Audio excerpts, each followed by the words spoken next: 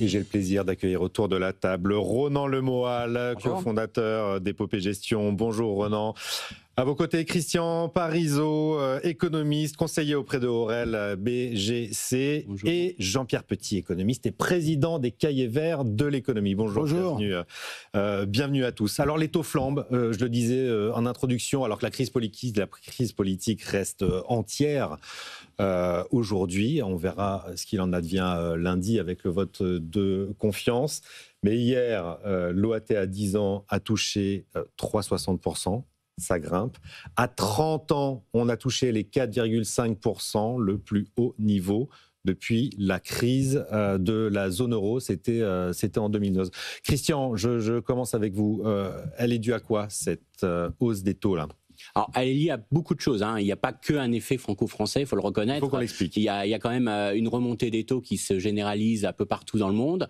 Alors, ce qui est surtout intéressant, c'est qu'on voit que c'est plutôt la partie longue de la courbe des taux qui réagit. Donc, ça veut dire que les investisseurs peuvent. Alors, il y a plusieurs éléments. Il y a d'une part l'idée que peut-être l'économie va un petit peu mieux. Alors, ça se voit peut-être pas en France, qui est un cas particulier, mais on a eu quand même des enquêtes, par exemple des enquêtes d'activité auprès des directeurs des achats qui n'étaient pas si mauvaises que ça. Oui. On est aussi sur des idées qu'aux États-Unis, on va avoir plutôt une politique budgétaire et une politique globale de M. Trump qui est plutôt inflationniste. Alors, même si vous dites que les droits de douane, ça fera une inflation ponctuelle, mais en tout cas, c'est suffisant pour relever un peu les anticipations d'inflation.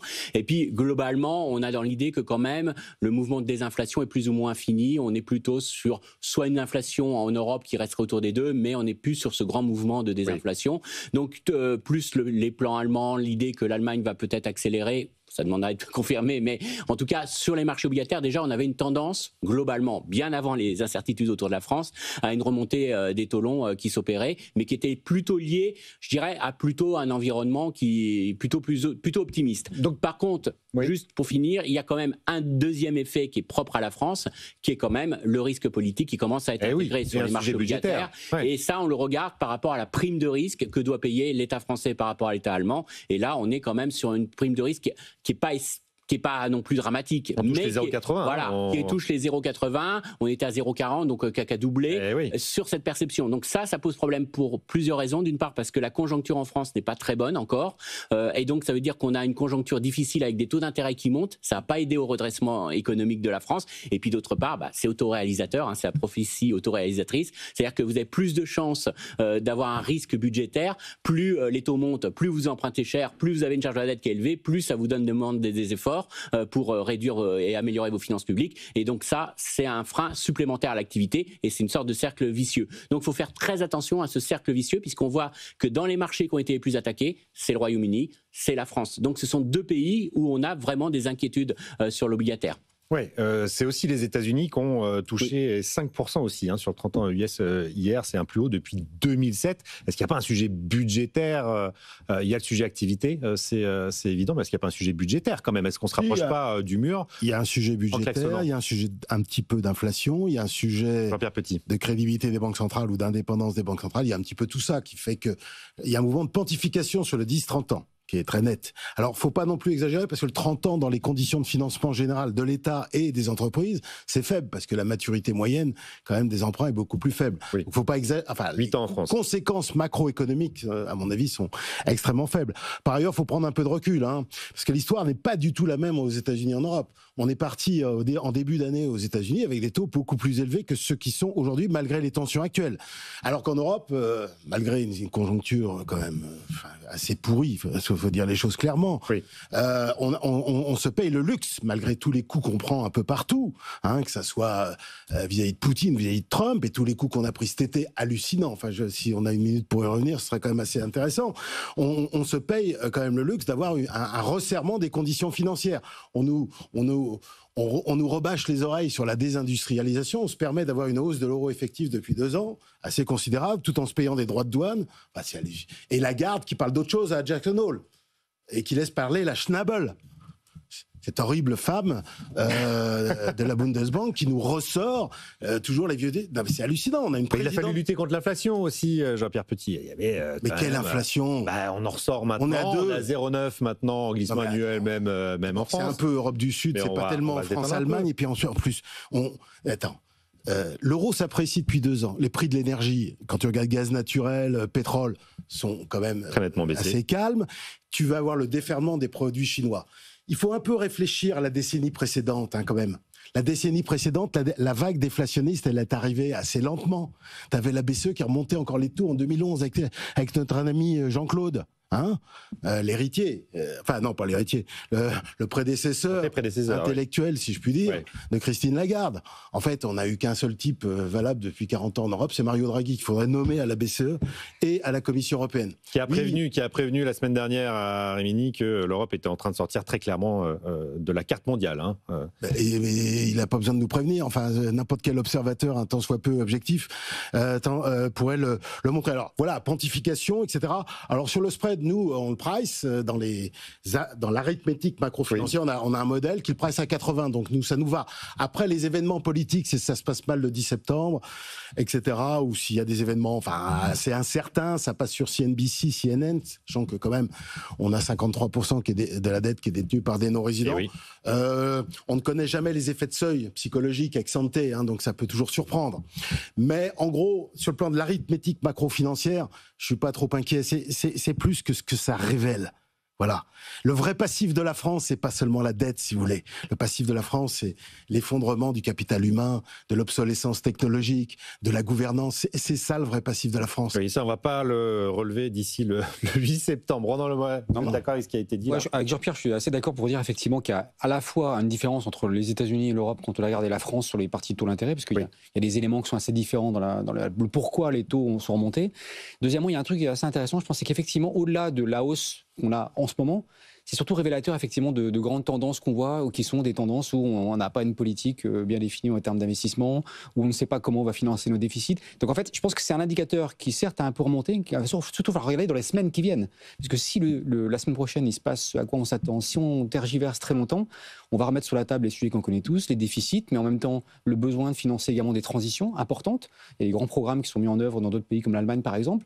Toutes ces questions-là vont jouer sur les taux d'intérêt, bien entendu. Donc je crois que c'est révélateur ce qui se passe en ce moment, surtout d'une espèce de capharnaüm dans lequel on se trouve et d'un problème je pense qu'on a un problème de trajectoire. On ne sait pas où on veut aller, on ne sait pas quel programme on veut, quelle vision on veut si on pense à la France, pour la France. Voilà, il y a plus tout rasé. François Bayrou, il a dit redresser les comptes publics. Non, mais ça, je rappelle la séquence quand même. Lundi prochain, on risque de ne plus avoir de gouvernement, de Premier ministre. C'est pas une vision. Le 10 septembre, c'est les grandes manifestations, on bloque tout. Et le 12, on a la notation de Fitch qui doit tomber. Raphaël, revenir sur les déficits. C'est quand même l'autoroute de la mort là. Ça n'est pas une vision pour la France. Ce que je veux dire par là, c'est quoi? C'est qu'aujourd'hui, il y a deux visions qui s'affrontent, sur lesquelles et qui ensuite s'appuient sur des éléments techniques pour les traiter.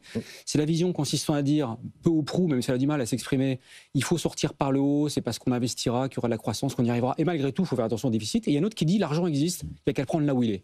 C'est grosso modo les deux visions qu'on voit s'affronter aujourd'hui. Et tant qu'on n'aura pas effectivement traité de manière claire la vision A ou la vision B, eh bien ensuite les méthodes importent peu. Donc en fait, traiter les déficits c'est bien, mais c'est pas une vision pour le pays ça. Christian, est-ce qu'on va tout droit, est-ce qu'on court vers un accident de crédit? Est-ce que c'est possible en France ou est-ce qu'on va garder la confiance des marchés?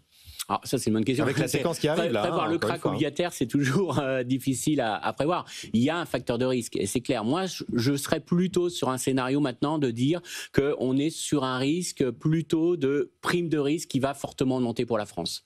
Donc c'est une sorte de nœud coulant autour de la capacité d'action. On est en train de dire que la France représente un risque qui est de plus en plus mis en avant aux yeux des investisseurs internationaux qui nous prêtent, et même des gens domestiques qui prêtent à l'État français aujourd'hui. Ils vont exiger une rémunération. Et ça va avec peut-être notre dégradation de la note par les agences de notation. Ça va pas forcément faire un krach obligataire.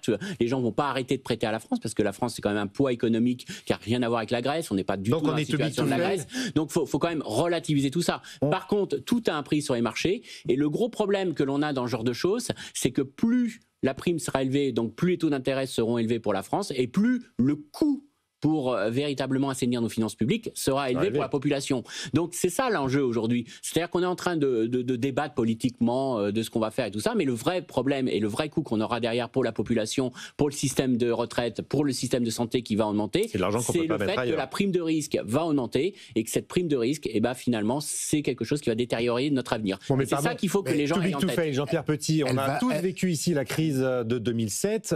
L'Italie, l'Espagne, c'était quand même super tendu. à l'époque. On n'est pas passé loin de la crise sur les pays d'Europe du Sud, le pire, c'était au moment de la crise de la dette souveraine. C'est pas en 2007, c'était 2010, 2012. Enfin, ça a duré jusqu'en 2015 pour la Grèce, mais enfin, c'était la première partie de la décennie. Non, mais si on parle des oui, bien sûr. Mais en fait, la prime de risque a déjà augmenté parce que moi, quel était le spread entre la France et l'Italie en octobre 2022. Vous vous rappelez quand les journaux, une partie de la presse disait « Oh, Mélanie, c'est dangereux pour l'Europe, etc. » C'est une post-fasciste. Alors là, c'est post-fasciste, mais c'est pas grave. Voilà. Le spread était à 190 bips. Et nous, on a joué l'Italie. On a joué l'Italie contre la France, sur le plan obligataire. Oui. Et on est à 10 bips maintenant. Et donc ça a super bien marché. On continue. Et les courbes vont très certainement se croiser dans pas très longtemps. Je pense sur le 10 ans. Et je pense que ça a joué déjà depuis longtemps sur l'Espagne et le Portugal. Maintenant, il y a quand même un élément nouveau par rapport à l'an dernier. C'est que Macron peut dissoudre. C'est l'article 12, depuis le début juillet, il peut dissoudre. Et là, si ça se passe mal le 10 septembre, s'il y a des tensions, etc., puis qu'on n'y arrive pas, etc., là, c'est une opportunité qui serait d'ailleurs tout à fait logique.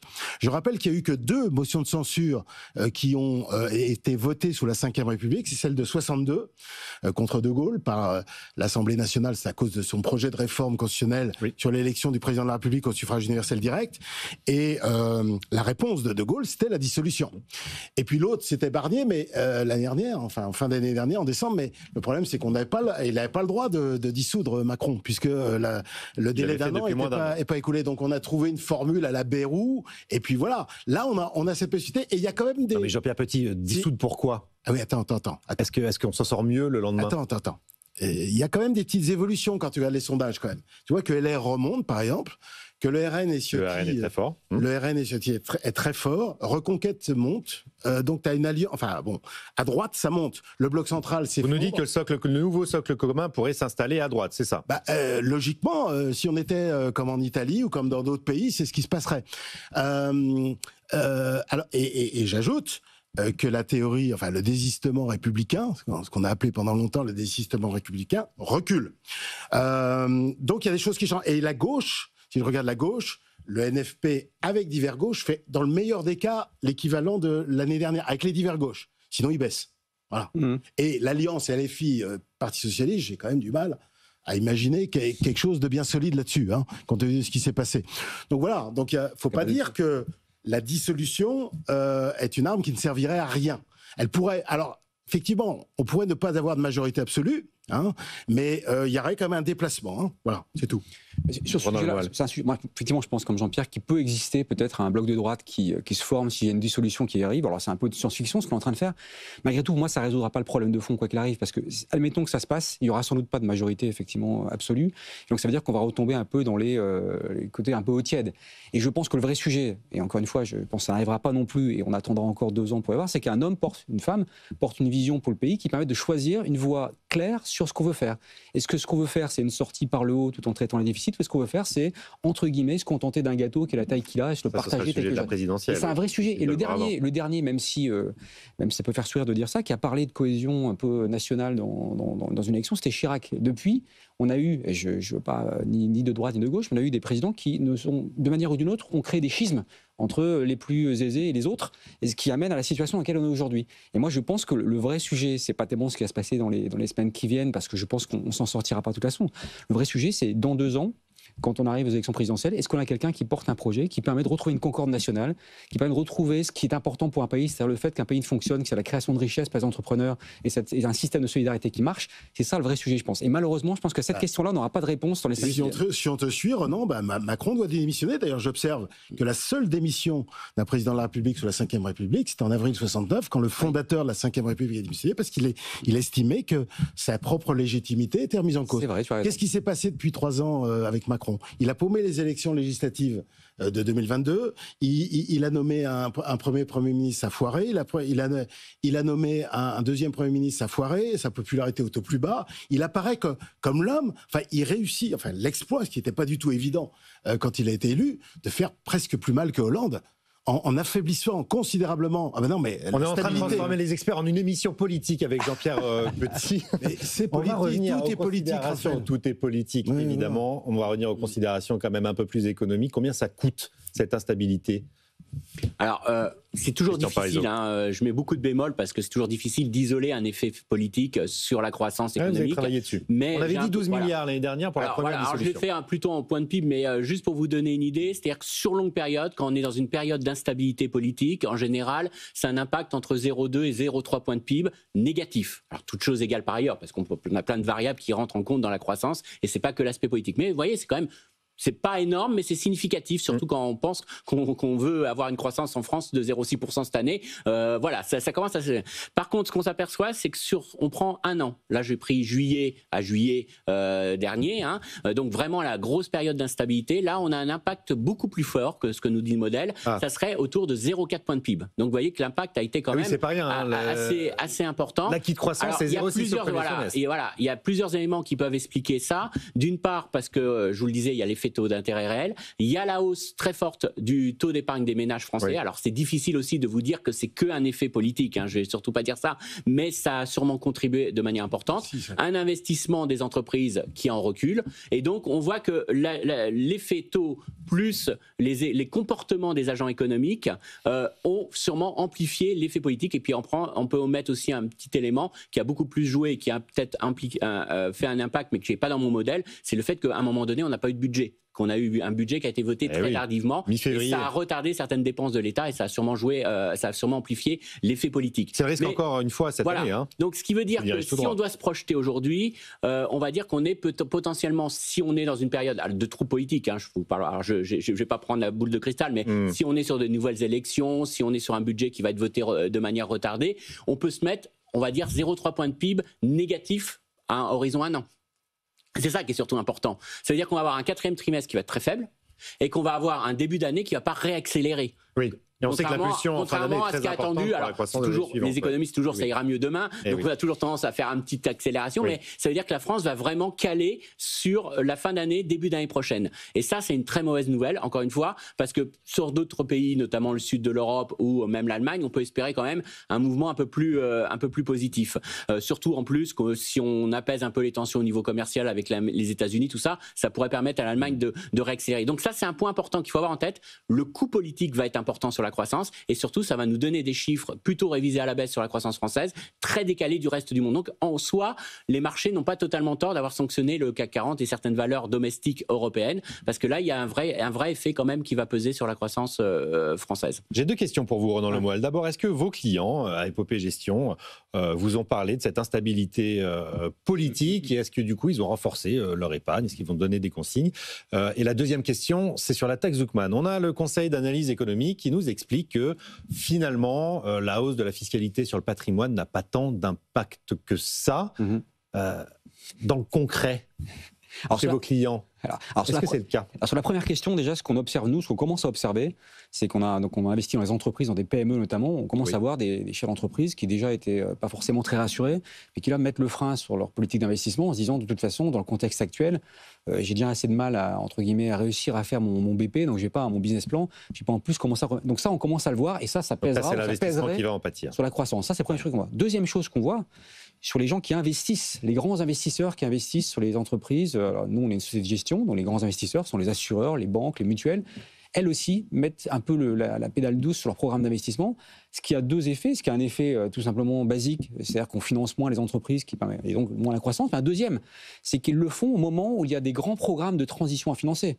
Transition écologique, programme d'infrastructure. Donc c'est ces acteurs-là qui, pour beaucoup d'entre eux, par l'assurance vie notamment, financent ça. Donc on voit que ça commence également à ralentir, et donc si ça ralentit, ça pèsera également sur la croissance. Ça, c'est deux phénomènes qu'on voit effectivement.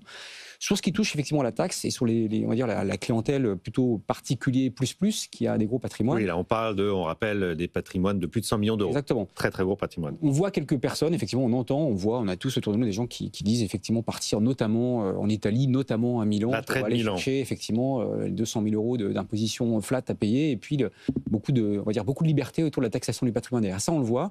On le voit pas si massivement que ça. Ce qu'on voit beaucoup, c'est des gens qui commencent à se poser des questions sur effectivement de l'optimisation de leur patrimoine. Ce qui ne veut pas dire forcément partir eux-mêmes à l'étranger, mais des questions qui ne sont pas d'ailleurs non plus des niches fiscales forcément. Les niches fiscales, quand on parle de ces patrimoines-là, ils ont saturé depuis belle lurette, voire même elles ne s'adressent pas du tout à eux. On parle de gens qui ont des patrimoines de 10, 20, 30, 50, 100, 300 millions. Et ces gens-là, ils commencent quand ils ne l'ont pas déjà fait, ils commencent à se demander s'ils ne vont pas localiser leur structure à l'étranger, leur structure notamment de portage holding familial d'investissement. Et ça, c'est un vrai sujet, effectivement, qu'il faut observer de près, parce que c'est malgré tout de l'argent productif qui a été investi pour beaucoup en France également. C'est comme il ne faut jamais oublier, ces entrepreneurs-là, souvent, ils ont une dimension patriotique forte. Et donc, s'ils commencent, eux, à traiter différemment leurs investissements, à coût de centaines de millions d'euros, ça peut commencer à être un peu douloureux. Mais on voit surtout ça se profiler tout doucement. Jean-Pierre, il y a l'économiste Antoine Lévy là, qui a fait un thread hyper